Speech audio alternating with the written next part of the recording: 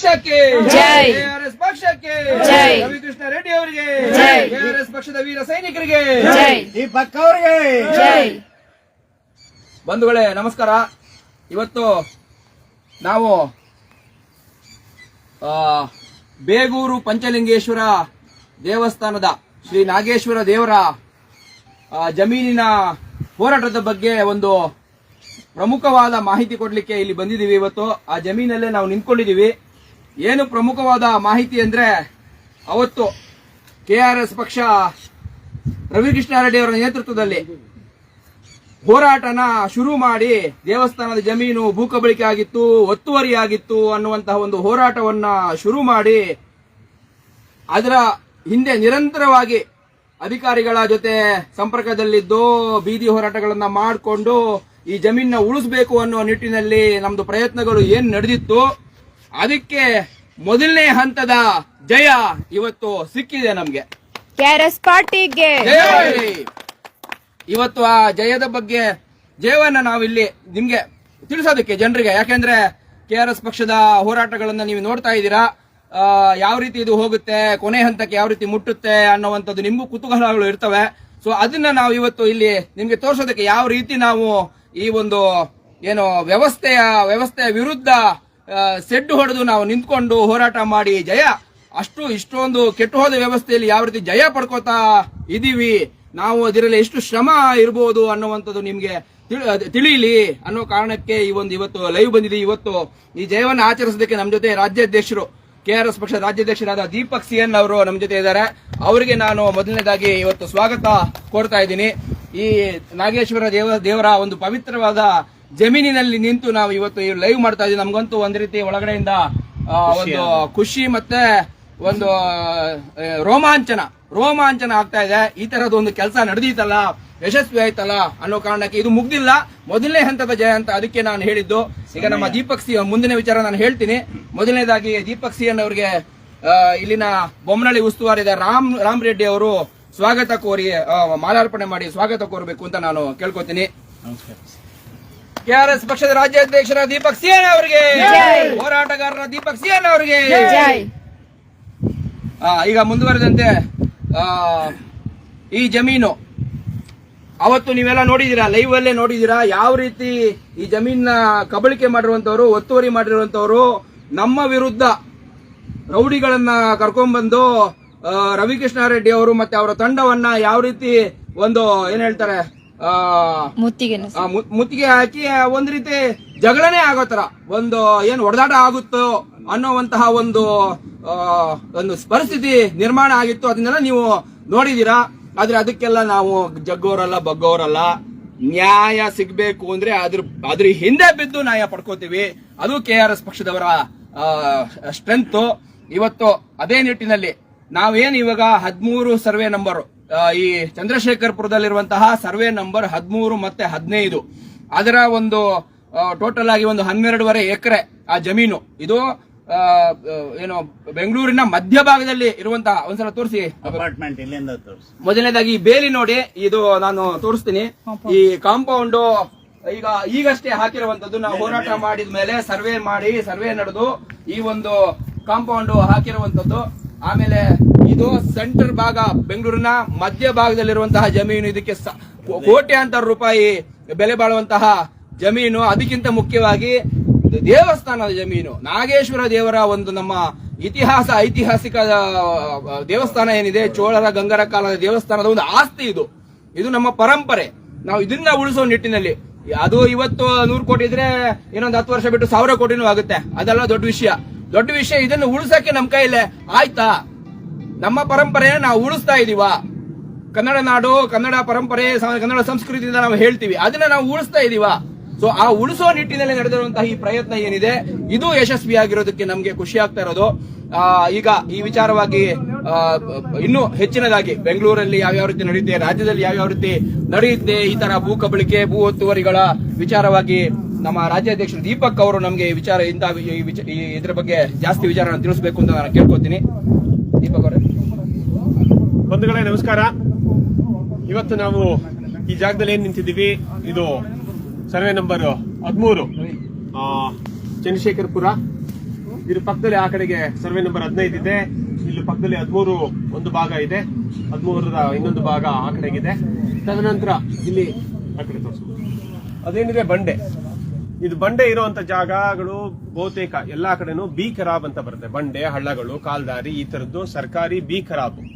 ಯಾವತ್ತಿದ್ರೂ ಸರ್ಕಾರದ ಜಾಗ, ಅದನ್ನ ಯಾರಿಗೂ ಪರಭಾರೆ ಮಾಡ್ಲಿಕ್ಕೆ ಆಗೋದಿಲ್ಲ. ಅಂತದ್ರಲ್ಲಿ ಇವರು ಇದು ನಮ್ಮ ಆಸ್ತಿ ಅಂತ ಅನ್ಬಿಟ್ಟು ಸೇರಿಸ್ಕೊಂಡು ಅದನ್ನ ಬೇರೆಯವ್ರಿಗೆ ಮಾರಾಟ ಮಾಡುವಂತ ಒಂದು ಅಕ್ರಮ ಕೃತ್ಯ ನಡೀತಾ ಇತ್ತು. ಆ ಸಂದರ್ಭದಲ್ಲಿ ಕೆಲವರು ನಮ್ಮ ಗಮನಕ್ಕೆ ಇದನ್ನ ತಂದ್ರು. ನೋಡಿದಾಗ ಇಲ್ಲಿ ಬಹಳಷ್ಟು ಜಮೀನು, ನೂರಾರು ಎಕರೆ ದೇವಸ್ಥಾನದ ಆಸ್ತಿ ಈಗಾಗಲೇ ಕಬಳಿಕೆ ಆಗಿದೆ.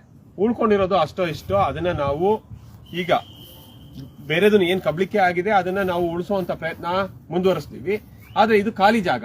ಇದು ಖಾಲಿ ಜಾಗ ಉಳ್ಕೊಂಡ್ರೆ ನಮಗೆ ಒಂದಷ್ಟು ಬೇರೆ ಇನ್ಯಾರಿಗೂ ಮಾರಾಟ ಆಗಿ ಅದು ಥರ್ಡ್ ಪಾರ್ಟಿ ಇಂಟ್ರೆಸ್ಟ್ ಕ್ರಿಯೇಟ್ ಆಗುವಂತ ಒಂದು ಸಂದರ್ಭವನ್ನ ನಾವು ತಪ್ಪಿಸುವಂತ ಒಂದು ಕೆಲಸವನ್ನ ಈ ಸಂದರ್ಭದಲ್ಲಿ ಇದನ್ನ ಮಾಡಿದೀವಿ. ಈಗ ಸದ್ಯಕ್ಕೆ ಒಟ್ಟು 12 ಎಕರೆ, ಈಗಾಗಲೇ ರಘುಪತಿ ಅವರು ಹೇಳಿದ ಹಾಗೆ 12 ಎಕರೆ ಜಾಗ ಇದು ಸರ್ವೆ ನಂಬರ್ 13 ಮತ್ತೆ 12ರಲ್ಲಿ. ಅದರಲ್ಲಿ 2 ಎಕರೆ 13 ಗುಂಟೆ ಬಿ ಖರಾಬ್ ಜಾಗ. ಬಿ ಖರಾಬ್ ಜಾಗವನ್ನು ಸೇರಿ ಇವರು ಬೇಲಿ ಹಾಕೊಂಡು ನಾವು ಇದನ್ನ ಪ್ರವೇಶ ಮಾಡಬಾರದು ಅನ್ನೋ ಒಂದು ಇಂಜೆಕ್ಷನ್ ಆರ್ಡರ್ನು ಕೂಡ ತಂದಿದ್ರು. ಆದರೆ ರವಿಕೃಷ್ಣ ರೆಡ್ಡಿ ಅವರ ನೇತೃತ್ವದಲ್ಲಿ ಏನು ಹೋರಾಟ ನಡೆಯಿತು, ಕಳೆದ 6 ತಿಂಗಳಿಂದ ಇದರ ಹಿಂದೆ ಸತತವಾಗಿ ನಾವು ಹಿಂದೆ ಬಿದ್ದಿದ್ದೀವಿ. ದಾಖಲೆಗಳನ್ನ ಸಂಗ್ರಹ ಮಾಡುವಂಥದ್ದು, ಅಧಿಕಾರಿಗಳನ್ನ ಭೇಟಿ ಆಗುವಂಥದ್ದು, ಅವರಿಗೆ ದೂರುಗಳನ್ನ ಕೊಡುವಂಥದ್ದು, ಅವ್ರ ಮೇಲೆ ನಿರಂತರವಾಗಿ ಒತ್ತಡವನ್ನು ಹೇರುವಂಥದ್ದು. ಕಡೆಗೆ ಅದು ಮುಂದುವರೆದೇ ಇದ್ದಂತ ಸಂದರ್ಭದಲ್ಲಿ ನಾವು ರಿಪೋರ್ಟ್ ಬರಬೇಕು, ಅವ್ರಿಗೆ ಬರ್ದಿದೀವಿ, ಇವ್ರಿಗೆ ಬರ್ದಿದೀವಿ ಅಂತ ಅಂದ್ಬಿಟ್ಟು ಕೇವಲ ಜಾರಿಗೆ ಉತ್ತರವನ್ನ ಕೊಡುವಂತ ಸಂದರ್ಭದಲ್ಲಿ ನಾವು ಒಂದು ದೇವಸ್ಥಾನಕ್ಕೆ ಭೇಟಿ ನೀಡಿ ಅಲ್ಲಿ ನಾವು ಇಲ್ಲಿ ಧರಣಿ ಮಾಡ್ತೀವಿ ಅಂತ ಅಂದ್ಬಿಟ್ಟು ಹೇಳಿದಂತ ಸಂದರ್ಭದಲ್ಲಿ ಕೊನೆಗೆ ಈ ಜಾಗಕ್ಕೆ ಬರ್ತೀವಿ ಅಂತ ಅಂದ್ಬಿಟ್ಟು ಹೇಳಿ ಎಲ್ಲ ಇದಾದ್ಮೇಲೆ ತದನಂತರ ಅಧಿಕಾರಿಗಳು ಸ್ವಲ್ಪ ಮಟ್ಟಿಗೆ ಚುರುಕಾಗಿ ಕೆಲಸವನ್ನ ಮಾಡಿ ಸರ್ವೆ ನಡೆಸಿ ಈ ಜಾಗವನ್ನ ತಮ್ಮ ವಶಕ್ಕೆ ಪಡ್ಕೊಂಡಿದ್ದಾರೆ. ಮುಂದೆ ಅಲ್ಲಿ ಬೋರ್ಡ್ ಹಾಕಿದ್ದಾರೆ, ಅದನ್ನ ತೋರಿಸ್ತೀವಿ. ಈಗ ಅಲ್ಲಿ ಇಲ್ಲಿ ನೋಡ್ಬೋದು, ಅಲ್ಲಿ ತನಕ ಇದೆ ಅಂತ ಅಂದ್ಬಿಟ್ಟು, ಅಲ್ಲಿ ತನಕನೂ ಟ್ಯಾಂಕ್ ಇದೆಯಲ್ಲ ಅದ್ರ ಪಕ್ಕದಲ್ಲಿ ಈ ಗೋಡೆ ಅಲ್ಲಿ ಇತ್ತೀಚೆಗೆ ಈ ಕಳೆದ 15 ದಿನದ ಒಳಗಡೆ ಯಾವತ್ತು ಹಾಕಿದ್ದು, 4 ದಿನ ಹಿಂದೆ ಸರ್ವೆ ನಡೆದು 4 ದಿನದ ಹಿಂದೆ ಈ ಕಾಮಗಾರಿ ಮುಗಿದಿದೆ. ಇದು ಸಿಮೆಂಟ್ ಇನ್ನು ಹಸಿಯಾಗಿದೆ. ಹೋದ ಸೋಮವಾರ ಇದನ್ನ ವಿಡಿಯೋ ಮಾಡಿದ್ದೆ. ಕಾಂಪೌಂಡ್ ಅನ್ನ ಹಾಕಿ ಸರ್ಕಾರಿ ಜಮೀನನ್ನ ಭದ್ರಪಡಿಸಿಕೊಂಡಿದ್ದಾರೆ. ನಾವು ಈಗ ಮುಂದೆ ಹೋಗೋಣ, ನಿಮಗೆ ಗೊತ್ತಾಗುತ್ತೆ. ಅಲ್ಲಿ ಪಕ್ಕದಲ್ಲಿ ಇನ್ನೊಂದು ಸರ್ವೆ ನಂಬರ್ 12 ಮತ್ತೆ 17 ಸರ್ಕಾರದ ಮುಜರಾಯಿ ಇಲಾಖೆಗೆ ಸೇರಿದಂತ ಇದು ದೇವಸ್ಥಾನ. ಈ ದೇವಸ್ಥಾನದ ಇನ್ನೊಂದಷ್ಟು ಜಮೀನು ಅಲ್ಲಿ ಕಲ್ಬಂಡೆ ಎಲ್ಲ ಇದೆ, ಅದನ್ನು ಕೂಡ ಪರಭಾರೆ ಆಗಿದೆ. ಅದನ್ನ ಉಳಿಸ್ಕೊಳ್ಳುವಂತ ಪ್ರಯತ್ನ ಸರ್ಕಾರದ ಕಡೆಯಿಂದ ಈಗ ನಡೀತಾ ಇದೆ. ಅದು ಕೋರ್ಟ್ ಅಲ್ಲಿ ಇದೆ. ನಾವು ಅದ್ರ ಬಗ್ಗೆನೂ ಕೂಡ ನಿರಂತರವಾಗಿ ಎತ್ತುತ್ತಾ ಇದ್ದೀವಿ. ಒಟ್ಟಾರೆ 100 ಎಕರೆ ಇರುವಂತ ಈ ದೇವಸ್ಥಾನದ ಜಮೀನನ್ನ ನಾವು ಉಳಿಸ್ಲಿಕ್ಕೆ ನಮ್ಮ ನಿರಂತರ ಪ್ರಯತ್ನ ಮುಂದುವರಿಯುತ್ತೆ. ಈ ನಿಟ್ಟಿನಲ್ಲಿ ಇದಕ್ಕೆ ಹಿನ್ನೆಲೆಯಾಗಿ ನೋಡಬೇಕು ಅಂತ ಅಂದ್ರೆ ಇಡೀ ರಾಜ್ಯದಲ್ಲೇ ಲಕ್ಷಾಂತರ ಎಕರೆ ದೇವಸ್ಥಾನಗಳಿಗೆ ಜಮೀನಿತ್ತು ಹಿಂದೆ. ಆದ್ರೆ ಇವತ್ತು ಲೆಕ್ಕ ಹಾಕಿದ್ರೆ 10,000 20,000 ಎಕರೆನೋ ಉಳ್ಕೊಂಡಿರ್ಬೋದು ಒಟ್ಟಾರೆ ಆಗಿ. ಈ ದೇವಸ್ಥಾನಕ್ಕೇನೆ 100 ಎಕರೆ ಇದ್ದಂಥದ್ದು. ಅಂದಾಜು ಎಷ್ಟಿತ್ತು? 1000 ಎಕರೆ ಸರ್. ಇದು 1000 ಎಕರೆಗಿಂತ ಮೇಲಿತ್ತು. 1000 ಎಕರೆಗಿಂತ ಮೇಲಿದ್ದಂತ ಜಮೀನು. ಜೈಲ್ ಕಟ್ಟಿರೋದು ಕೂಡ ಇದೇ ದೇವಸ್ಥಾನ. ಇಂಥ ಒಂದು ದೇವಸ್ಥಾನದ ಜಮೀನು ಅನ್ಯರ ಪಾಲಾಗಿದೆ. ಇದನ್ನೆಲ್ಲ ಉಳಿಸ್ಬೇಕಾಗಿದೆ. ಇದು ಜನರ ಒಳಿತಿಗಾಗಿ ಉಳಿಸ್ಬೇಕಾಗಿರುವಂತ ಒಂದು ಜಾಗಗಳು.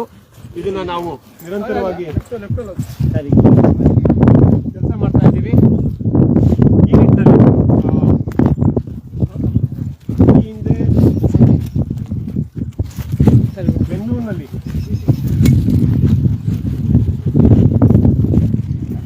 ಬೆಂಗಳೂರಿನ ಹೃದಯ ಭಾಗದಲ್ಲಿ 100 ಎಕರೆ ಜಮೀನು ಪರಭಾರೆ ಆಗಿದೆ. ಅದು ಕೋರ್ಟಲ್ ಕೇಸ್ಗಳಾಗಿ ಕೋರ್ಟ್ಗಳಲ್ಲೂ ಕೂಡ ಲಾಯರ್ಗಳನ್ನ ಬುಕ್ ಮಾಡಿಕೊಂಡು, ಸರ್ಕಾರಿ ಲಾಯರ್ಗಳನ್ನ, ಅಧಿಕಾರಿಗಳನ್ನ ಬುಕ್ ಮಾಡಿಕೊಂಡು ಅದನ್ನೆಲ್ಲ ಅವ್ರ ಪಾಲ್ ಮಾಡ್ಕೊಂಡಿದ್ದಾರೆ. ಆದ್ರೆ ಮುಂದೆ ಅದು ಆಚೆ ಬರುತ್ತೆ. ಈ ನಿಟ್ಟಿನಲ್ಲಿ 2008ರಲ್ಲಿ ಎ.ಟಿ. ರಾಮಸ್ವಾಮಿ ಕಮಿಟಿ ಬಂದಿತ್ತು. ಆ ಎ.ಟಿ. ರಾಮಸ್ವಾಮಿ ಕಮಿಟಿ ರಿಪೋರ್ಟ್ ಅಲ್ಲಿ ಸುಮಾರು 20,000 ಎಕರೆ ಒಟ್ಟಾರೆ ಸರ್ಕಾರಿ ಜಮೀನು ಕಬಳಿಕೆ ಆಗಿದೆ ಅಂತ ಅಂದ್ಬಿಟ್ಟು ವರದಿಯನ್ನ ಕೊಟ್ಟಿತ್ತು. ಅದ್ರ ಮೇಲೆ ಕ್ರಮ ಆಗ್ಬೇಕು ಅಂತ ಅಂದ್ಬಿಟ್ಟು ರವಿಕೃಷ್ಣ ರೆಡ್ಡಿ ಅವರು ಈ ಹಿಂದೆ ಎಚ್ ದೊರೆಸ್ವಾಮಿ ಅವರ ನೇತೃತ್ವದಲ್ಲಿ ಏನು ಹೋರಾಟ ನಡೀತು ಅದರಲ್ಲಿ ಸತತವಾಗಿ 40 ದಿನಗಳ ಕಾಲ ನಡೆದಂತ ಹೋರಾಟದಲ್ಲಿ ಪ್ರತಿ ದಿನನೂ ಅದರಲ್ಲಿ ಪಾಲ್ಗೊಂಡಿದ್ರು. ತದನಂತರ ಅದಕ್ಕಿಂತ ಹಿಂದೆ ಬಾಲಸುಬ್ರಹ್ಮಣ್ಯಂ ಅಂತ ಅಂದ್ಬಿಟ್ಟು ಅಡಿಷನಲ್ ಚೀಫ್ ಸೆಕ್ರೆಟರಿ ಆಗಿದ್ದಂಥವರು, ಅವರ ನೇತೃತ್ವದಲ್ಲಿ ಒಂದು ಕಮಿಟಿ ಆಗಿತ್ತು. ಅವರು ಸುಮಾರು ಕರ್ನಾಟಕದಲ್ಲಿ ಒಟ್ಟಾರೆ ಸರ್ಕಾರಿ ಭೂಮಿಗಳು 13 ಲಕ್ಷ ಎಕರೆ ಸರ್ಕಾರಿ ಭೂಮಿ ಕಬಳಿಕೆ ಆಗಿದೆ. ಅದರಲ್ಲಿ ಅರಣ್ಯ ಭೂಮಿನೂ ಸೇರಿದೆ. ಅದ್ರ ಜೊತೆಗೆ ತದನಂತರ ನಾವು ಅದನ್ನ ಹೈಕೋರ್ಟ್ ಅಲ್ಲಿ ಪ್ರಶ್ನೆ ಮಾಡಿ ಇದನ್ನೆಲ್ಲ ವಶಪಡಿಸಿಕೊಳ್ಬೇಕು ಅಂತ ಹೇಳಿದಾಗ ರಿಪೋರ್ಟ್ ಬಂದಾಗ ಇನ್ನೂ ಆಘಾತಕಾರಿ ವಿಚಾರ ಅಂತ ಅಂದ್ರೆ ಅದು 15 ಲಕ್ಷ ಎಕರೆಗೆ ಹೋಗಿತ್ತು. ತದನಂತರ ನಾವು ಅಷ್ಟೊಂದು ಇದು ಎಲ್ಲ ವಶಪಡಿಸಿಕೊಂಡಿದ್ವಿ ಅಂತ ಹೇಳಿದ್ದಾರೆ. ಆದ್ರೆ ನಿರಂತರವಾಗಿ ಭೂ ಕಬಳಿಕೆ ಮುಂದೆ ಹೊರಿತಾನೆ ಇದೆ. ಅದರಲ್ಲಿ ಇದು ಒಂದು ಇಲ್ಲಿ ನೋಡ್ತಿದ್ದೀರಾ, ಅಲ್ಲಿ ಆ ಭಾಗದಲ್ಲಿ ನೀವು ಕಾಂಪೌಂಡ್ ಅನ್ನು ನೋಡಿದ್ರಿ. ಇದು ಇನ್ನೊಂದು ಭಾಗ. ಒಟ್ಟು ಇದು ಒಳಗಡೆ ಇರುವಂತದ್ದು ಇದು ಬಂಡೆ, ಕಲ್ಲು ಬಂಡೆ, ನಿಮಗೆ ಕ್ಲೀನ್ ಆಗಿ ಗೊತ್ತಾಗುತ್ತೆ.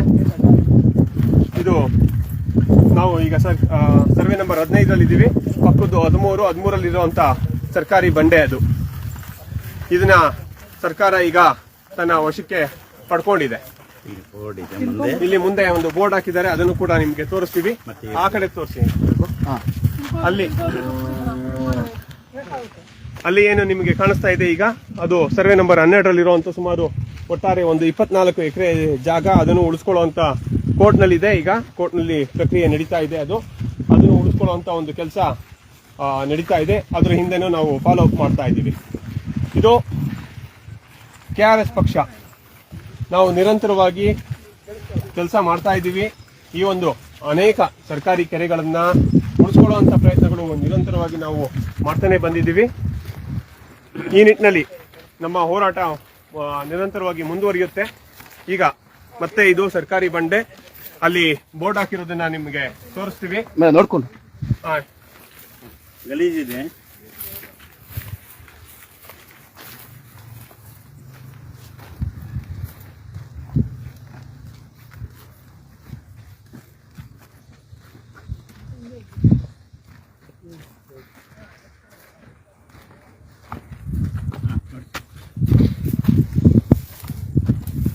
ಇದು ಬಂಧುಗಳೇ ನೋಡಿ, ಇಲ್ಲಿ ಇತ್ತೀಚೆಗೆ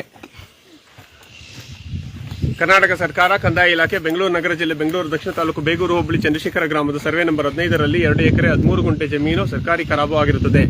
ಮಾನ್ಯ ಜಿಲ್ಲಾಧಿಕಾರಿ ಆದೇಶದ ಮೇರೆಗೆ ತೆರವುಗೊಳಿಸಿ ಸರ್ಕಾರದ ವಶಕ್ಕೆ ಪಡೆಯಲಾಗಿದೆ. ಆದೇಶ ಮಾನ್ಯ ಜಿಲ್ಲಾಧಿಕಾರಿಗಳು ಬೆಂಗಳೂರು ನಗರ ಜಿಲ್ಲೆ. ಇದಿಷ್ಟು.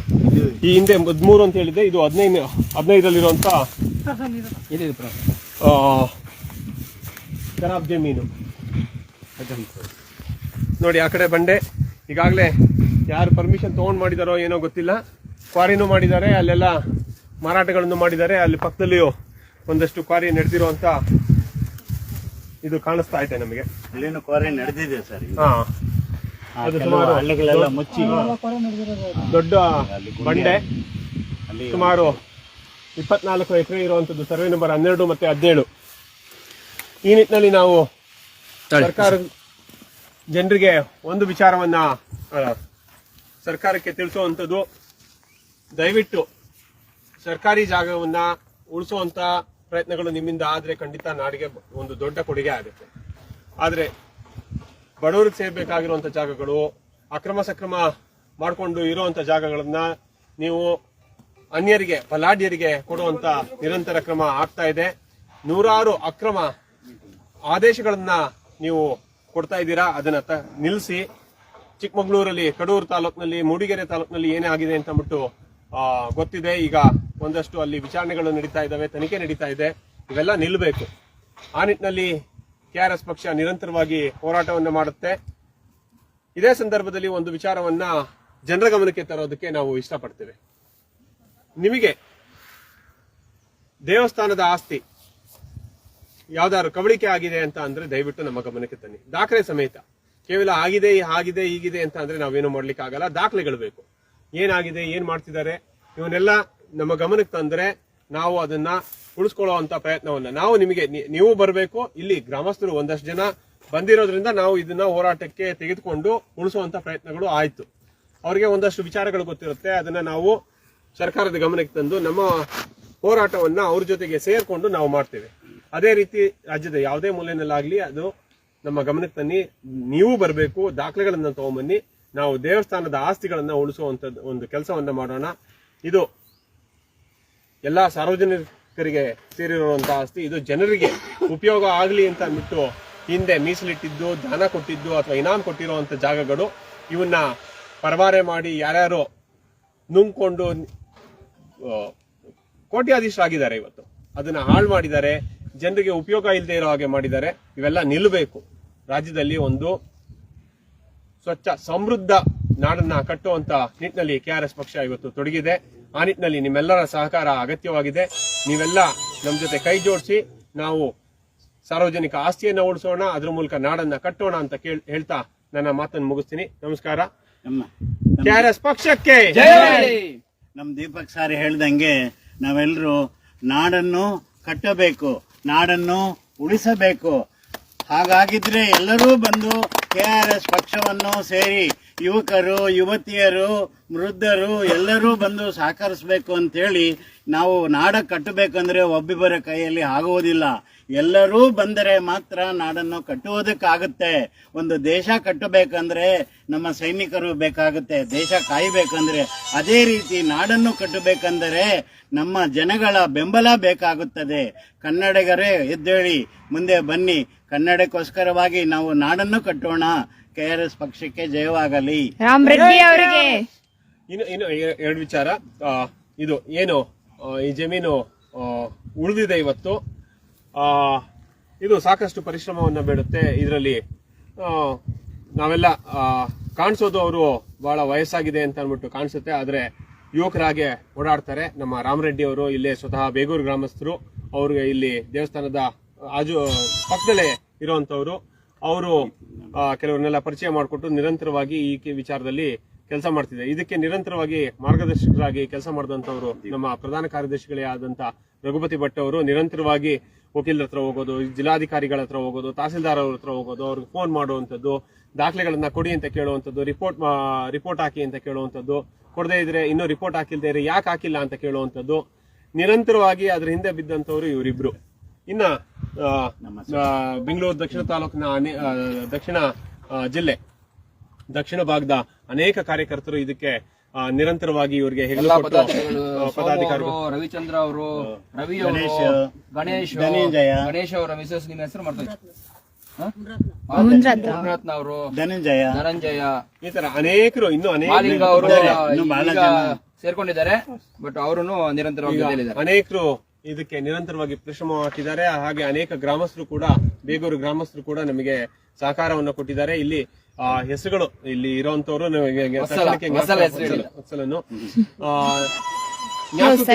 ಮುಂದೆ ಕಾಣಿಸಿದಂತವ್ರು ನಮಗೆ ಹೇಳ್ತೀವಿ. ಅನೇಕರು ನಮಗೆ ಮುಖ ಗೊತ್ತಿರುತ್ತೆ, ತಕ್ಷಣಕ್ಕೆ ಅದು ಹೆಸರುಗಳು ಬರೋದಿಲ್ಲ. ಹೀಗೆ ಒಂದು ದೊಡ್ಡ ತಂಡವೇ ಇದಕ್ಕೆ ಕೆಲಸ ಮಾಡಿದೆ. ಅವ್ರಿಗೆಲ್ರಿಗೂ ಧನ್ಯವಾದಗಳು. ಅವರೆಲ್ಲ ಪರಿಶ್ರಮದಿಂದ ಈ ಒಂದು ಜಾಗ ಇವತ್ತು ಉಳ್ಕೊಂಡಿದೆ. ಇದನ್ನ ಅವರು ಬಲಾಢ್ಯರು, ಭೂಮಾಫಿಯಾದವರು ಹೀಗೆ ಬಿಡ್ತಾರೆ ಅಂತ ಇಲ್ಲ. ಇದನ್ನು ಕೋರ್ಟ್ಗೆ ಹೋಗ್ತಾರೆ, ಸುಪ್ರೀಂ ಕೋರ್ಟ್ಗೆ ಹೋಗ್ತಾರೆ. ಅದಕ್ಕೆಲ್ಲ ನಾವು ರೆಡಿ ಇದೀವಿ. ನಮ್ಮ ಎಲ್ಲ ತಯಾರಿಗಳು ಆಗಿದಾವೆ. ಆ ಒಂದು ಈ ರೀತಿ ಹಾಗೆ ಆಗತ್ತೆ ಅಂತ ನಮಗ್ ಗೊತ್ತು. ಏನೇನ್ ಮಾಡ್ತಾರೆ ಅನ್ನೋದು ನಮಗ್ ಗೊತ್ತು. ಅದಕ್ಕೆಲ್ಲ ನಾವು ತಯಾರಿ ಹಾಗೆ ಯುದ್ಧಕ್ಕೆ ಇಳಿದಿದೀವಿ. ಅದೇನೇ ಆದ್ರೂ ನಾವು ಇದನ್ನ ಬಿಡೋದ್ರು. ಇಲ್ಲಿ ಹುಳಿಮಾವಿನ ಪೊಲೀಸರು, ಬೇಗೂರು ಸ್ಟೇಷನ್ ನ ಪೊಲೀಸರು, ಸೊ ಅದು ನಮ್ಗೆ ಒಳ್ಳೆ ಬೆಂಬಲ ಸಿಕ್ತು. ಅದರಿಂದಾಗಿ ಇನ್ನು ಮುಖ್ಯವಾಗಿ ಈಗ ಇದು ಏನು 2.5 ಎಕರೆ ಅಷ್ಟೇನೆ ಇದು ಉಳಿದಿರುವಂತದ್ದು. ನಮ್ದು ಹೋರಾಟ ಇರುವಂತದ್ದು ಈ 13, 15 ಸರ್ವೆ ನಂಬರ್ ಏನಿದೆ, ಇನ್ನೂ 10 ಎಕರೆ ಇದೆ ಈ 13, 15 ಜೊತೆಗೆ ಆ ಕಡೆ 12 ಮತ್ತು ಕೋರ್ಟ್ ಅಲ್ಲಿ ಕೇಸ್ ಆಗಂಗೆ ಮಾಡ್ಬಿಟ್ಟು ಮುಂದಿನ ದಿನಗಳಲ್ಲಿ ಈ ಆಸ್ತಿನೂ ಕೂಡ ಇದೇನಿದೆ 10 ಎಕರೆ ಉಳಿದ 10 ಎಕರೆ ಆಸ್ತಿ ಅದನ್ನು ಕೂಡ ಉಳಿಸುವ ನಿಟ್ಟಿನಲ್ಲಿ ನಾವು ಪ್ರಯತ್ನ ಮಾಡ್ತೀವಿ. ಯಾಕಂದ್ರೆ ನಮ್ಮ ಹತ್ರ ಬಂದಿರೋ ದಾಖಲೆಗಳ ಪ್ರಕಾರ ಇದನ್ನ ನೇರವಾಗಿ ಪಿತೂರಿಯ ರೂಪದಲ್ಲಿ ಮಾಡಿಬಿಟ್ಟು ದೇವರ ಜಮೀನನ್ನ ಓಡ್ಕೊಂಡು ಇಲ್ಲಿ ಜಾಯಿಂಟ್ ವೆಂಚರ್ ಮಾಡೋದಕ್ಕೆ ಹೊರಟಿರುವಂತದ್ದು. ಸೊ ಅದನ್ನ ಇವಾಗ ನಮ್ಗೆ ಪೂರಕವಾದ ಅದಕ್ಕೆ ಸಾಕ್ಷಿಗಳನ್ನ ಕಲೆ ಹಾಕಿ ನಾವು ಪ್ರಯತ್ನ ನಮ್ದು ಮುಂದುವರೆದಿದೆ. ಇದನ್ನ ನಾವೆಲ್ಲ KRS ಪಕ್ಷದ ತಂಡ ಒಂದು ಹೇಳ್ತೀನಿ, KRS ಪಕ್ಷದವರ ಹತ್ರ ಬಂದ್ರೆ ಕೆಲಸ ಆಗುತ್ತೆ ಅನ್ನೋವಂಥದ್ದು ಏನಿದೆ ಮಾತು, ಅದು ಇವತ್ತು ಪ್ರೂವ್ ಆಗಿದೆ. ದೊಡ್ಡ ಕೆಲಸ, ಸಣ್ಣ ಪುಟ್ಟ ಕೆಲಸಗಳು ಪ್ರತಿನಿತ್ಯ ನಡೀತಾ ಇದೆ. ಜನರಿಗೆ ಪೆನ್ಷನ್ಗಳಾಗ್ಲಿ, ಸರ್ಕಾರಿ ಸೇವೆಗಳಾಗ್ಲಿ, ಇನ್ನೊಂದು ಮಗದೊಂದು ಯಾವುದೇ ಲಂಚ ಇಲ್ಲದೆ ನಡೀತಾನೇ ಇದೆ ಪ್ರತಿದಿನ. ನಮ್ಮ ರಾಜ್ಯದಾದ್ಯಂತ ಸೈನಿಕರು, ಸಾವಿರಾರು ಜನ ಸೈನಿಕರು ನಿರಂತರವಾಗಿ ಜನರ ಸೇವೆಯಲ್ಲಿ ತೊಡಗಿಸ್ಕೊಂಡಿದ್ದಾರೆ.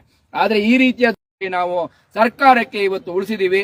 ಯಾವುದೇ ಒಂದು ಒಳ್ಳೆ ಕೆಲಸ ಮಾಡೋದು ಜನಸೇವೆ ಮಾಡಬೇಕು ಅಥವಾ ಜನರಿಗೆ ಯಾವುದೋ ಒಂದು ಸೌಲಭ್ಯ ಒದಗಿಸಬೇಕು ಅಂದ್ರೆ ಸರ್ಕಾರಗಳು ಬೆಂಗಳೂರಲ್ಲಿ ಜಮೀನಿಲ್ಲ, ನಮ್ಮ ಹತ್ರ ದುಡ್ಡಿಲ್ಲ ಅಂತ ಹೇಳ್ಕೊತಾರಲ್ವಾ, ಇಲ್ಲ. ಇದೇ ರೀತಿ ಸಾವಿರಾರು ಎಕರೆ ಬೆಂಗಳೂರಲ್ಲಿ ಇದಾವೆ. ಅದನ್ನ ಒತ್ತುವರಿ ಆಗಿರೋದನ್ನ, ಭೂಕಬಳಿಗೆ ಆಗಿರೋದನ್ನ ಇವರು ಯಾರು ಸರ್ಕಾರದ ವ್ಯವಸ್ಥೆಯಲ್ಲಿ ಇದ್ದಾರೆ, ಅಧಿಕಾರಿಗಳಾಗಿ ರಾಜಕಾರಣಿಗಳಾಗಿ, ಇವರಿಗೆ ಮನಸ್ಸಿಲ್ಲ ಅದನ್ನ ಮಾಡೋದಕ್ಕೆ. ಯಾಕಂದ್ರೆ ಅವರೇ ಇನ್ವಾಲ್ವ್ ಆಗಿರ್ತಾರೆ.